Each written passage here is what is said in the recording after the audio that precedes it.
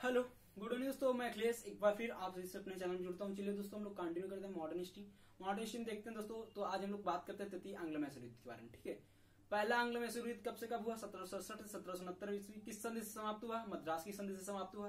द्वितीय आंग्लो मैसूर युद्ध 1780 से 1784 ईस्वी। किस संधि से समाप्त हुआ? तो मंगलोर की संधि से। ठीक है, तृतीय आंग्लो मैसूर युद्ध के बारे में आप जिक्र करते हैं तो इसका जो टाइम पीरियड था 1790 ईस्वी से 1792 ईस्वी। तृतीय आंग्लो मैसूर युद्ध में होता क्या है इसके बारे में थोड़ा जानते हैं, इसका रिजल्ट क्या आता है किसके बारे में चर्चा करें। तृतीय आंग्लो मैसूर युद्ध मैंने बताया था। द्वितीय आंग्लो मैसूर युद्ध में क्या हुआ था? टीपू सुल्तान अंग्रेजों के मध्य संधि हुई थी, उसमें क्या होता है एक दूसरे के बीच क्षेत्र में हस्तक्षेप नहीं करेंगे। ठीक है, 1788 ईस्वी में क्या होता है? अंग्रेज निजाम को पत्र लिखते हैं और उसमें यह आशय दिलाते हैं कि मैं तुम्हारे बीच जितने भी तुम्हारे क्षेत्र हैं उनको वापस दिला दूंगा। तो टीपू सुल्तान ने जीत लिए थे निजाम से। ठीक है, तो इस पत्र का अभिवादन स्वीकार करते हुए निजाम अंग्रेजों से जाके मिल जाते हैं। उसके बाद ये बात किसको पता चलता है? टीपू सुल्तान को। और टीपू सुल्तान जैसे ही पता चलता है वो 1789 ईस्वी में त्रावणकोट में आक्रमण करता है और वहां के क्षेत्र को तहस नहस कर देता है। ठीक है, इस युद्ध को पता करके अंग्रेजों को बताते हैं कि ये टीपू सुल्तान ने अपनी संधि का उल्लंघन किया। हालांकि ये चोरी छुपे अंग्रेज पहले पत्र किसको भेज चुके थे?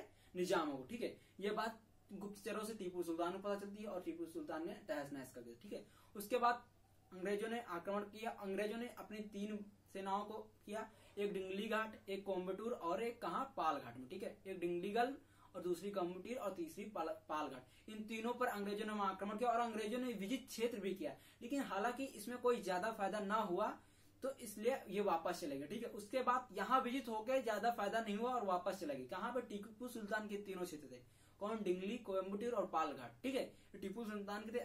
यहाँ पे अंग्रेजों सेना ने आक्रमण किया और जीते भी, लेकिन यहाँ पे ज्यादा फायदा न हो इसलिए 1790 ईस्वी में उस समय के जो तत्कालीन वायसराय थे कौन थे? General Lord Cornwallis. ठीक है, ये इन्होंने खुद को नेतृत्व लिया युद्ध का और कहा टीपू सुल्तान पे आक्रमण किया। ठीक है, और आक्रमण किया, काफी समय तक युद्ध हुआ। उसके बाद उसने मंगलोर में जाके जीत लिया। ठीक है, कहाँ जीत लिया? मंगलोर जाके जीत लिया। ठीक है, उसके बाद जब मंगलोर जाके जीत लिया तो लेकिन फिर भी कोई फायदा नहीं हो। मार्च में मंगलोर जीत लिया, मार्च 1991 में। फिर भी टीपू के फसल का एक भी फायदा उठाने पर 1% अनाज जीत ही नहीं पाया। ठीक है, कुछ मतलब ज्यादा फायदा यहाँ पे भी नहीं उठा पाया, यानी 2-3 टर्म भी नहीं जीत पाया। ठीक है, उसके बाद 1991 में फिर गर्मियों में मई के टाइम पे इन्होंने फिर से आक्रमण किया। किसने? कॉर्नवालिस ने। ठीक है, और यहाँ पे टीपू सुल्तान को जो राजधानी थी टीपू सुल्तान के शासन श्रीरंगपट्टनम में भी जाके वहां पे विजिट किया और टीपू सुल्तान को पूरी तरह से पराजित किया। इसके आगे टीपू सुल्तान की एक न चली और टीपू सुल्तान ने अपने घुटने टेक दिए। ठीक है, घुटने टेकने के बाद टीपू सुल्तान ने इस संधि को इसको फिर से युद्ध समाप्त किया। और ये जो युद्ध समाप्त हुआ किस संधि से हुआ? श्रीरंगपट्टनम की संधि से। तो तृतीय आंग्लो मैसूर युद्ध किस संधि से समाप्त है? श्रीरंगपट्टनम की संधि से। उसके बाद क्या हुआ दोस्तों? इसमें क्या हुआ कि जब श्रीरंगपट्टनम की संधि में निर्धारित हुआ कि जितना भी टीपू सुल्तान का साम्राज्य वो अपना आधा साम्राज्य किसको देंगे?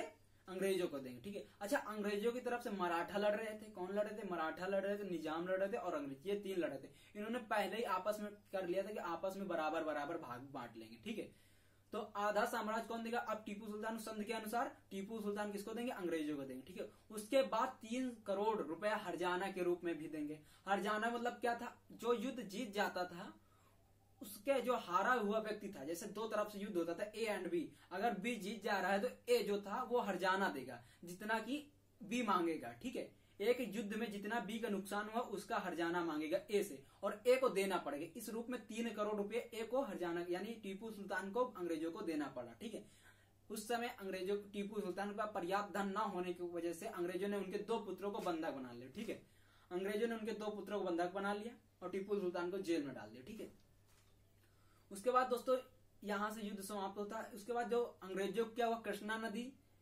और वर्धा का समय क्षेत्र मिला, जगह मिली बंटवारे में। और जो निजाम थे उनको क्या मिला? नदियां कृष्णा नदी से पनार की नदियों तक विचरण। ठीक है, बाकी डुंगलीगल, पालघाट ये सब जितना भी क्षेत्र था किसको मिल गया? अंग्रेजों मिला।